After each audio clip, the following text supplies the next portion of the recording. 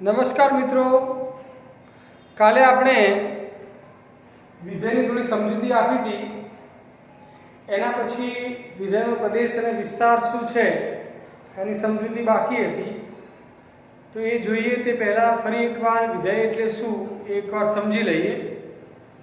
તો કાલે આપણે એની વ્યાખ્યામાં જોઈ ગયા હતા કે અરિક્ત ગણ એ અને બી માટે સંબંધ એફ દ્વારા એફ એ સંબંધ છે.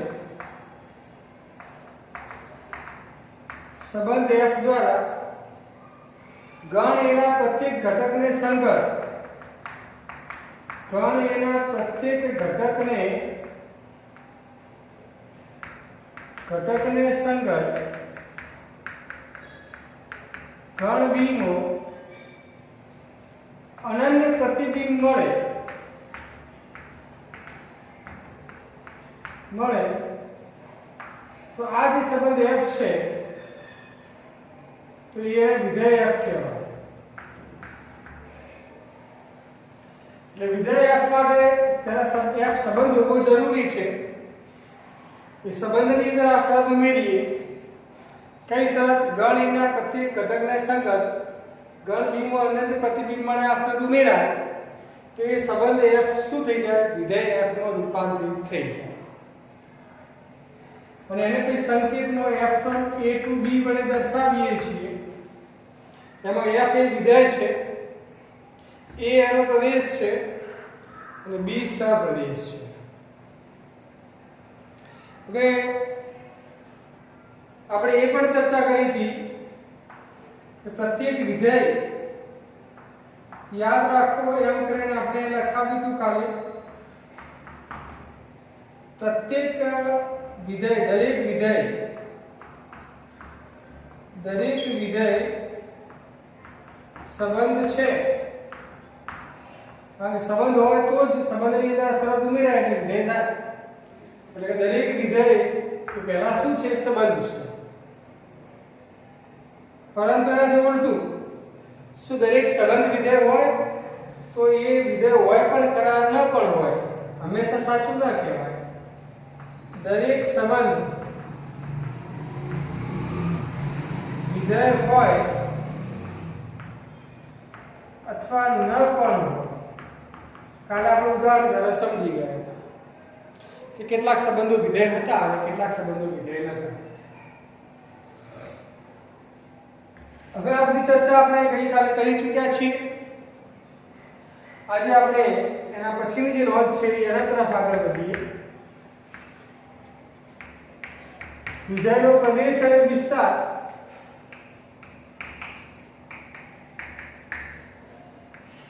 પ્રદેશ કોને કહેવાય? વિસ્તાર કોને કહેવાય? તો આપણે જે રીતે સંબંધમાં જોઈ ગયા તે જ પ્રમાણે સંબંધમાં આપણે શું જોઈ ગયા હતા કે જો r ને a થી b પરનો સંબંધ હોય તો r ની ક્રમયુક્ત જોડના પહેલા નંબરના ઘટકથી બનતા ગણને એનો પ્રદેશ કહેવાય, બીજા નંબરના ઘટકથી બનતા ગણને એનો વિસ્તાર કહેવાય. તો બસ એના જેમ જ છે કે જો f એ પેલામાં r હતું આમાં f છે. જો f એ a થી b પરનો વિધેય હોય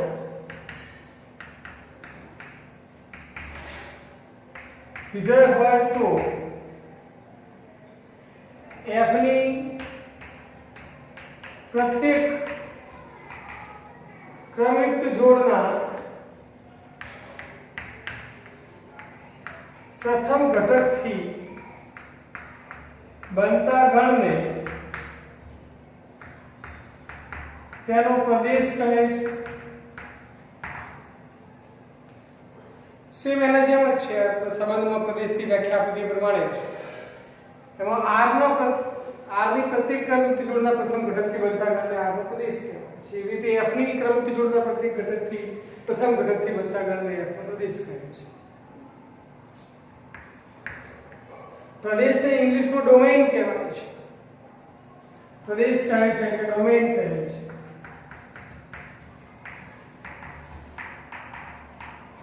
ડોમેઇનનો પહેલો અક્ષર d છે અને પ્રદેશને સંકેતમાં તેના સંકેતમાં df વડે દર્શાવાય એટલે df એટલે ક્રમયુક્ત જોડણીનો પહેલા નંબરના ઘટકોનો ગણ ક્રમયુક્ત જોડી xy હોય તો પહેલો ઘટક x છે x નો ગણ xy belongs to f જો કે વિધેયની અંદર ગણ એના બધા જ ઘટકો લેવાના હોય છે ગણ વિધેયની વ્યાખ્યામાં જ આપણે જોઈ ગયા ગણ એનો પ્રત્યેક ઘટક સંકળાયેલો હોય છે એટલે કે અહીંયા ગણ એના બધા જ ઘટકો આ x ની અંદર આવી જતા હોય છે એટલે કે આ ગણ a ની બરાબર થતું હોય છે પ્રદેશ એ ગણ a ની બરાબર થાય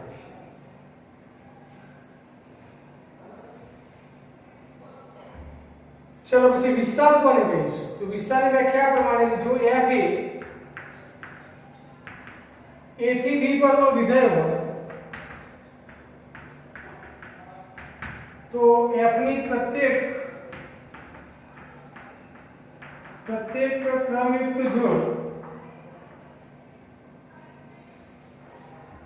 ક્રમયુક્ત જોડના બીજા ઘટકથી પ્રથમ ઘટકથી બનતા ગણને પ્રદેશ કહેવાય બીજા નંબરનો જે ઘટક હોય છે બીજા ઘટકથી બનતા ગણને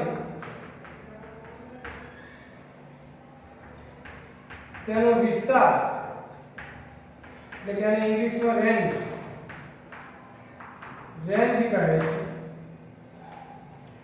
તેને સંકેતમાં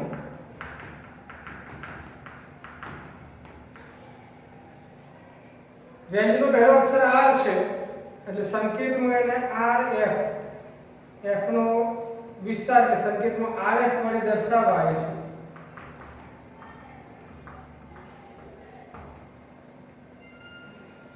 rf એટલે બીજા નંબરના ઘટકોનો ગણ રેન્જ ઓફ f એટલે કે f નો વિસ્તાર તો આ ક્રમયુક્ત જોડ xy જે છે એમાં બીજા નંબરનો ઘટક કયો છે y xy belongs to f y એ શું છે તો y એ પ્રતિબિંબ છે એ મૂલ્ય છે કોનું fx નું એટલે આને આમ પણ લખાય y ને fx પણ કહેવાય x belongs to આ જે છે પ્રદેશ એ x ની કિંમતોનો ગણ દર્શાવે છે જ્યારે વિસ્તાર એ કોનો fx ની કિંમતોનો ગણ દર્શાવે છે આ ધ્યાન રાખજો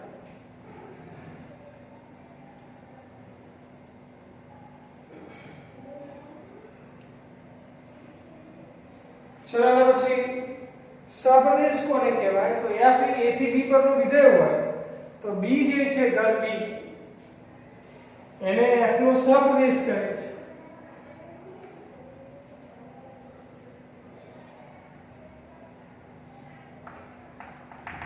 f from a to b વિધેય છે તો એમાં a શું છે તો a એનો પ્રદેશ છે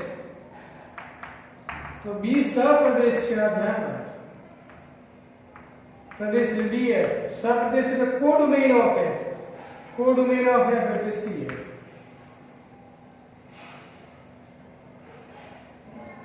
f from a to b વિધેય હોય તો એમાં a f નો પ્રદેશ કહેવાય અને b ને શું કહેવાય છે સપ્રદેશ કહેવાય છે દાખલા તરીકે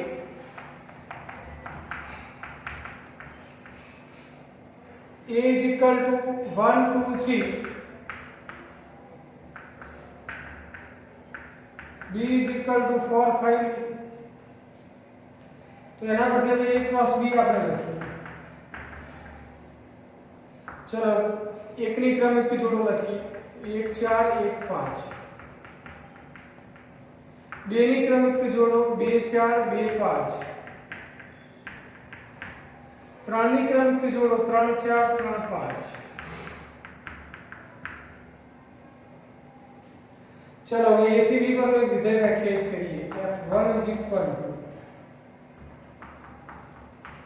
1 4 2 4 3 4 બોલાને વિધેય કહેવાય તો જો પહેલા તો સંબંધ છે કે કેમ આ બધા જ ઘટકો a ક્રોસ b માં આવેલા છે કે કેમ ચેક કરો 1 4 2 4 3 4 1 4 2 4 3 4 a ક્રોસ b માં છે એટલે આ સંબંધ છે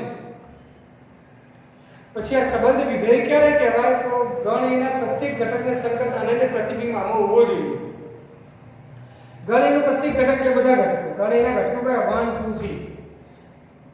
દરેકને સંગત અનન્ય પ્રતિબિંબ હોવું જોઈએ. ચલો એકનું પ્રતિબિંબ 4 એક જ વખત છે. એકનું પ્રતિબિંબ છે તો આ છે. એક જ વખત છે એક જ વખત છે. બેનું પ્રતિબિંબ છે તો આ છે. એક જ છે તો એક જ છે. ત્રણનું પ્રતિબિંબ છે તો આ છે. એક જ વાર છે તો એક જ વાર છે. દરેક ઘટક 1 2 3 1 2 1 2 3 ત્રણના પ્રતિબિંબ છે અને પ્રતિબિંબ અનન્ય છે. એકનું એક જ પ્રતિબિંબ, બેનું એક જ પ્રતિબિંબ, ત્રણનું એક જ પ્રતિબિંબ છે. એટલે કે પ્રત્યેક ઘટકને સંગત અનન્ય પ્રતિબિંબ આવો છે તો પછી આ વિધેય છે એ a થી b પરનો વિધેય છે. વિધેયની જે શરત છે એનું પાલન થાય છે. તો પછી f નો પ્રદેશ શું ને f નો વિસ્તાર શું? f નો પ્રદેશ એટલે df તરીકે શું? તો પહેલા નંબરના ઘટકોનો ગણ. પહેલા નંબરના ઘટકો કયા? 1 2 અને 3 અને f નો પ્રદેશ કયો? ચલો f નો વિસ્તાર શું? વિસ્તાર એટલે રેન્જ ઓફ f rf. એટલે બીજા નંબરના ઘટકોનો ગણ. બીજા નંબરના ઘટકોનો ગણ જુઓ 4 4 4 4 4 4 ત્રણ વખત આવે પણ લખાય એક જ વખત. ગણની અંદર એક ઘટક વારંવાર ન લખાય. તો આ f નો પ્રદેશ થઈ ગયો. આ f નો વિસ્તાર. એ પ્રદેશ જુઓ a ની બરાબર છે 1 2 3 તો આ 1 2 3 પ્રદેશ a ની બરાબર છે. જ્યારે વિસ્તાર છે વિસ્તારમાં 4 જ છે. જ્યારે સહપ્રદેશનો 4 અને 5 b છે એટલે આના b ની બરાબર ના કહેવાય. આ b નું ઉપગણ કહેવાય.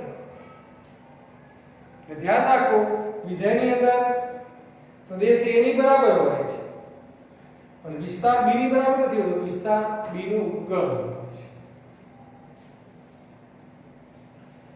તો એવી જ રીતે આપણે આ વસ્તુ યાદ રાખવાની છે સંબંધ અને વિધેયનો. શું યાદ રાખવાનું છે તો જો પ્રદેશ અને વિસ્તારમાં શું ફેર છે તો એ થોડું ફેર છે સમજી લો કઈ રીતે.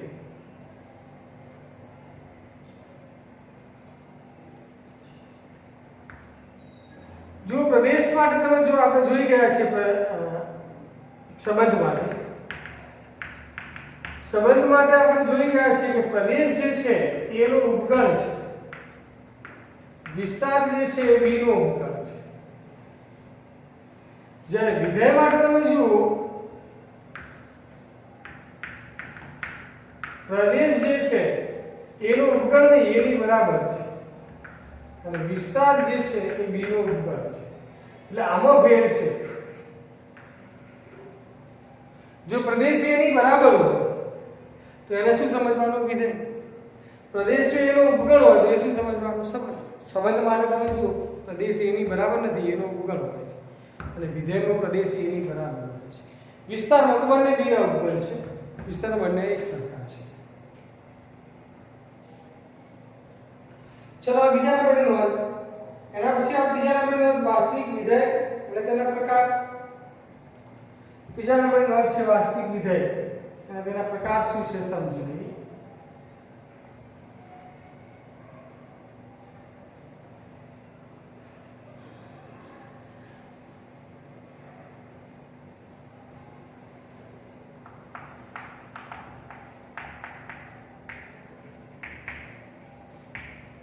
વાસ્તવિક વિધેય અને તેના પ્રકાર. હવે જો વાસ્તવિક વિધેયની વાત કરીએ તે પહેલા વાસ્તવિક કિંમતોનો વિધેય કોને કહેવાય? વાસ્તવિક ચલનો વિધેય કોને કહેવાય? આ બે વસ્તુ સમજી લીધા પછી વાસ્તવિક વિધેયની આપણે વાત કરીએ. પહેલા જોઈએ વાસ્તવિક કિંમતોનો વિધેય કોને કહેવાય? તો કે જે વિધેયનો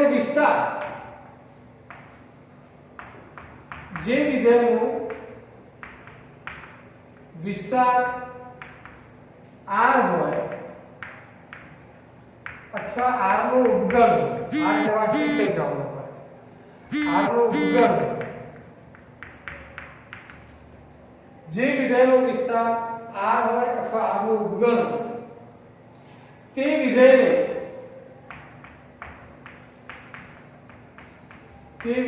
વાસ્તવિક કિંમતોનો વિધેય કહે છે.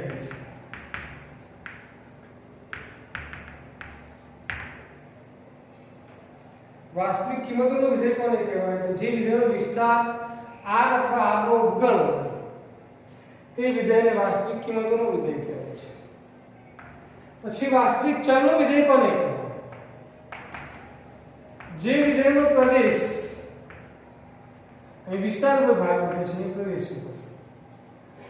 જે વિધેયનો પ્રદેશ R હોય અથવા R નું ઉપગણ હોય,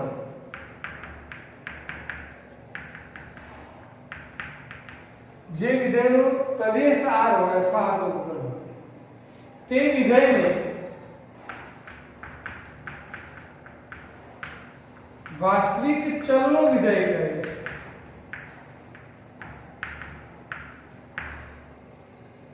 તો વાસ્તવિક કિંમતોનો વિધેય કોને કહેવાય, વાસ્તવિક ચલનો વિધેય કોને કહેવાય, એ ધ્યાન રાખો.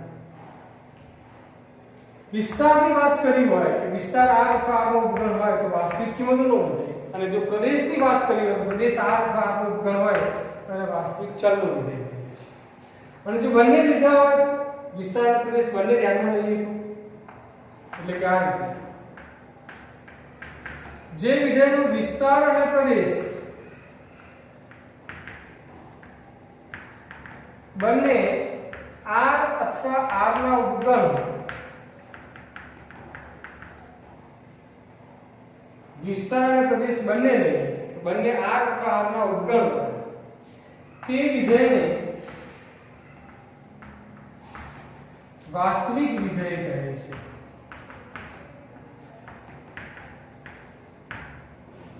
તો વાસ્તવિક વિધેયની જે આપણે વાત કરતા હતા અભ્યાસ કે જો વિસ્તાર R અથવા R નો ઉપગણ હોય તો વાસ્તવિક કિંમતોનો વિધેય સમજવાનો, પ્રદેશ R અથવા R નો ઉપગણ હોય તો વાસ્તવિક ચલનો વિધેય સમજવાનો, વિસ્તાર અને પ્રદેશ બંને R અથવા R નો ઉપગણ હોય તો એને વાસ્તવિક વિધેય સમજવાનો.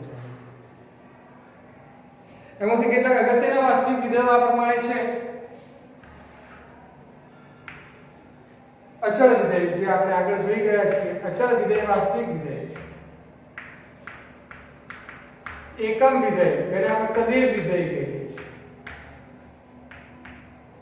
તદેવ વિધેય વાસ્તવિક વિધેય છે. બહુપદીય વિધેય,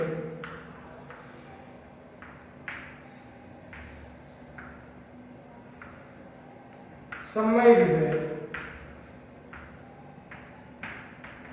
માનાંક વિધેય,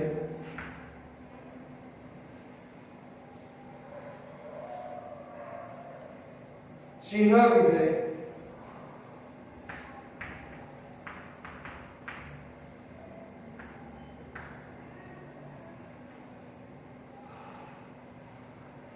પછી મહત્તમ પૂર્ણાંક વિધેય અને સુરેખ વિધેય.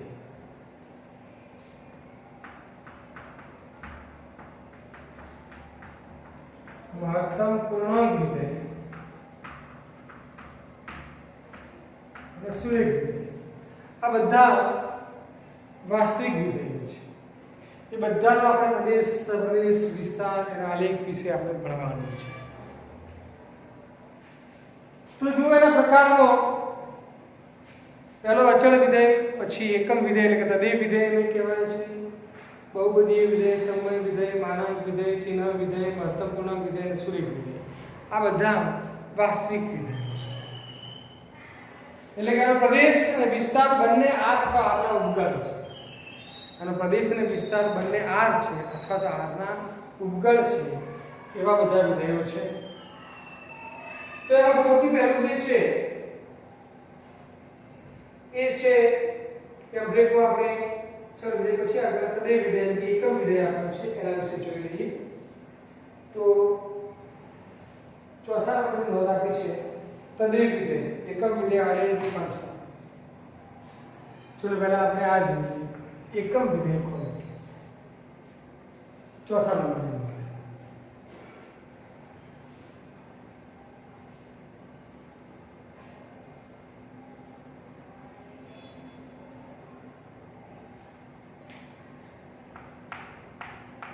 એકમ વિધેય અને બીજા શબ્દોમાં તદેવ વિધેય કહે છે. તદેવ વિધેય અને કહેવાય છે એકમ વિધેય, ઇંગ્લિશમાં કહેવાય છે આઇડેન્ટિટી ફંક્શન.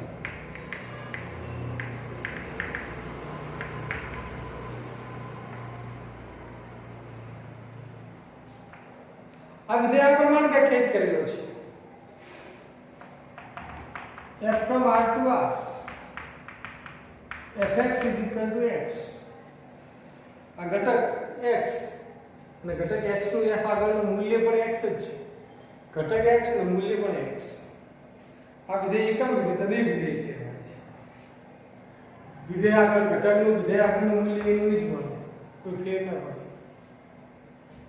આ વિધેયનો પ્રદેશ શું છે પ્રદેશ એટલે df df છે આ વિસ્તાર શું છે વિસ્તાર તો વિસ્તાર પણ આ જ છે પણ આ સહપ્રદેશ છે આ પણ વિસ્તાર અને સહપ્રદેશ બંને એક સરખા જ થશે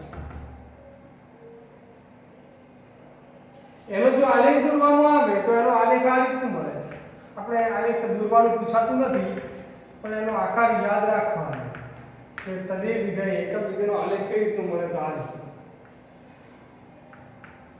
fx = x નો આલેખ દોરવામાં આવે તો આ રીતનું મળશે એટલે કે આનો આલેખ મળે છે ઉગમ બિંદુમાંથી પસાર થતી રેખા વિધેય પ્રદેશ વિસ્તાર અને આલેખ આટલું યાદ રાખવાનું આનો આલેખ મળે છે ઉગમ બિંદુમાંથી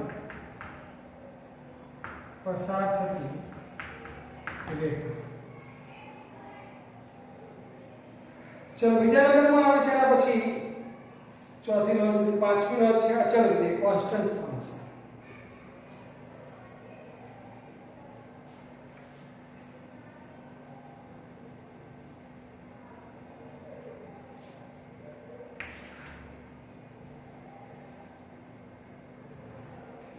પાંચમા નંબર અચળ વિધેય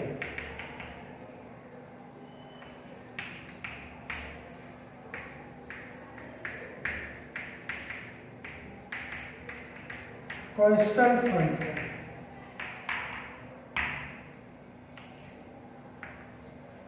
ये आज भी व्याख्या है f from r to r fx is equal to c ऐसा तो के गમે તે અચળ લખી દેવાનું f નું x આગળનું મૂલ્ય c છે એટલે અચળ છે x ની જગ્યાએ 1 લો 2 લો 3 લો આ મૂલ્ય બદલાય નહીં f1 to c f2 c f3 c f4 c આ કોઈ બદલાય નહીં તો પછી આ અચળ વિધેય એનો પ્રદેશ અને વિસ્તાર તો યાદ રાખો પ્રદેશ df = r વિસ્તાર r નથી સહપ્રદેશ r છે વિસ્તાર એટલે fx ની કિંમતોનો ગણ તો એક જ મૂલ્ય મળશે c વિસ્તાર એટલે fx ની કિંમતોનો ગણ તો fx ની કિંમતો તમને શું મળશે અહીંયા તમે કેમ r લખ્યું તો કે fx ની કિંમતોનો ગણ fx ની કિંમત x ની બરાબર છે અને x ની કિંમત તો r નો છે તો પછી આ અહીંયા fx ની એક જ કિંમત છે c એટલે એક જ કિંમત છે એકાંકી ગણ છે એનો આલેખ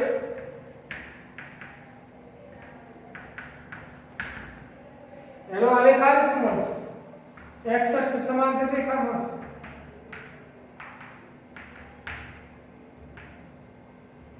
આવી રીતના આ fx = c નો આલેખ जो fx = -c हो तो नीचे આવે નીચે લીધા હું x અક્ષ સમાંતર રેખા મળશે આનો આલેખ x અક્ષ કે સમાંતર રેખા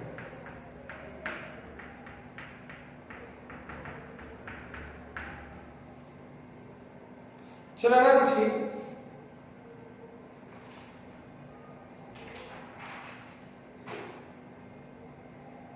બહુપદીય વિધેય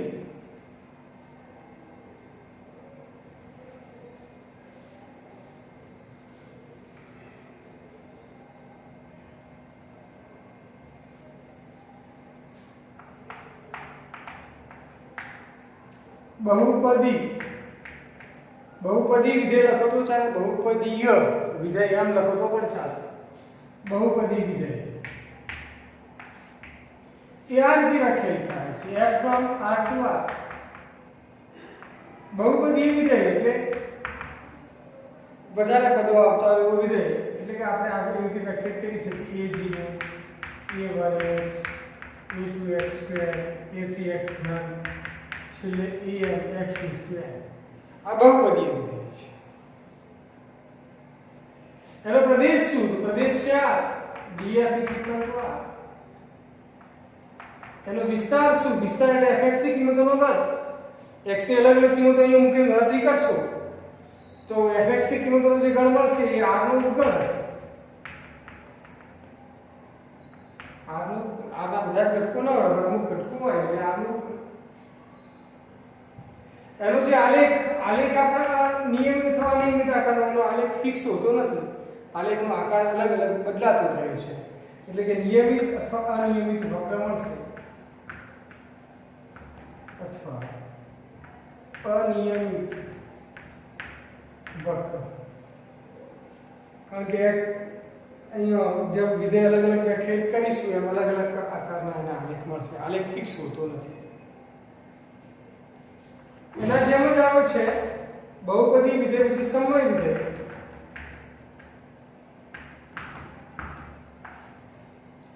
સમય વિધેય આ પ્રમાણે વ્યાખ્યાયિત કરેલો છે f from r to r fx is equal to px small px upon qx. એમાં છેદમાં જે વિધેય હોય છે તે નોટ ઇક્વલ ટુ 0 જોઈએ યાદ રાખો. કારણ કે છેદવાળો વિધેય જો ઇક્વલ ટુ 0 થઈ જાય તો વ્યાખ્યાયિત થઈ જાય છેદમાં 0 હોય. તો એક અંશમાં વિધેય હોય બીજું છેદમાં વિધેય હોય. બંને બહુપદીય વિધેયો જ છે.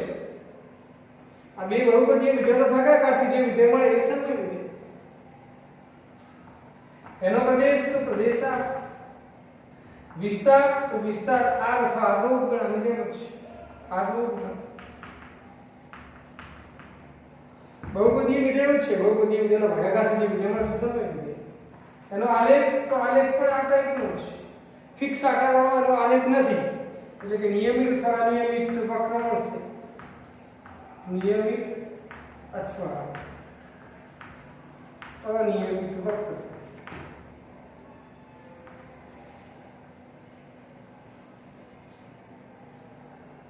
ચલો એના પછી માનાંક વિધેય.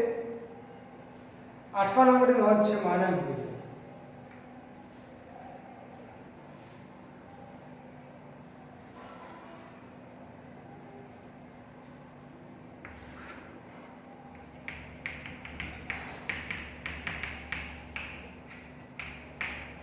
માનાંક વિધેય આ રીતે વ્યાખ્યાયિત કરવામાં આવે છે f from r to r fx is equal to માનાંક પણ આ રીતે. માનાંકનું કામ શું છે તમે જાણો છો. ઋણ સંખ્યા હોય તો રૂપાંતરણ કેમાં કરવાનું? ધનમાં. અને ધન હોય તો રૂપાંતરણ ધન હોય તો કોઈ રૂપાંતરણ કરવાનું નથી. ધન હોય તો ધન જ રહે. જેમ કે માનાંકમાં 5 હોય તો 5 જ રહે. પણ -5 હોય તો માનાંકમાં -5 તો +5 થઈ જાય. ઋણનું રૂપાંતરણ ધનમાં કરવાનું. ધન હોય તો ધન એમને એમ જ રહેશે. ધન સંખ્યાના માનાંકથી કોઈ ફેર નહીં પડે. ઋણ સંખ્યાનો માનાંક કરીએ તો એનું ધનમાં રૂપાંતર થાય. તો આ માનાંક વિધેયનો પ્રદેશ શું છે? પ્રદેશ છે આ વિસ્તાર. વિસ્તાર એટલે કે આ માનાંકમાં x fx ની મૂલ્ય fx ની કિંમતોનો ગણ એટલે કે માનાંકમાં x ના મૂલ્યોનો ગણ. હવે માનાંકની અંદર જે કિંમતો હોય બધી કેમ રૂપાંતર થઈ જાય ધનમાં. એટલે કે r યોગ 0 ધન એટલે r અને 0 નો માનાંક 0 થાય એટલે આવી રીતે લખે r યોગ 0. એમાં ઋણ કિંમતો ના આવે. આની કિંમત ઋણ ક્યારે ન હોય? કારણ કે ઋણ હોય x ની કિંમત ઋણ હોય તો રૂપાંતરણ કેમાં થઈ જાય? ધનમાં. એટલે બધી ધન સંખ્યાઓ અને 0 નો માનાંક 0 થાય એટલે 0. એટલે કે માનાંકમાં x જે છે એનો વિસ્તાર થશે r યોગ 0. એનો આલેખ કેવો? તો એનો આલેખ x ની અલગ અલગ કિંમતો આપણે દોરીએ તો એનો આલેખ આ ટાઈપનો આવશે.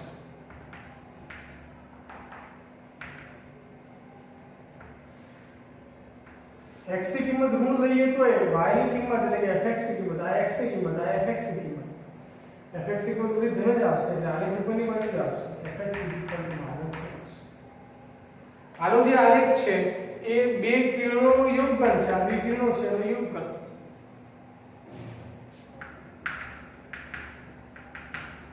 બે કિરણોનું યોગફળ આ એનો આલેખ છે માનાંક વિધેય. ચલો એના પછી ચિહ્ન વિધેય. હવે જો ચિહ્ન વિધેય, મહત્તમ પૂર્ણાંક વિધેય, સુરેખ વિધેય અને વિધેયની વૈજિક ક્રિયાઓ ત્રણેય પ્રકાર વિધેયના હજી 3 પ્રકારના વિધેયો બાકી છે અને વિધેયની બૈજિક ક્રિયાની નોંધ હજી બાકી છે. એટલે 3 પ્રકારના વિધેયો અને તેની બૈજિક ક્રિયાઓ એ નોંધ અને એના પછીના ઉદાહરણોની ચર્ચા આપણે આવતીકાલ ઉપર રાખીએ.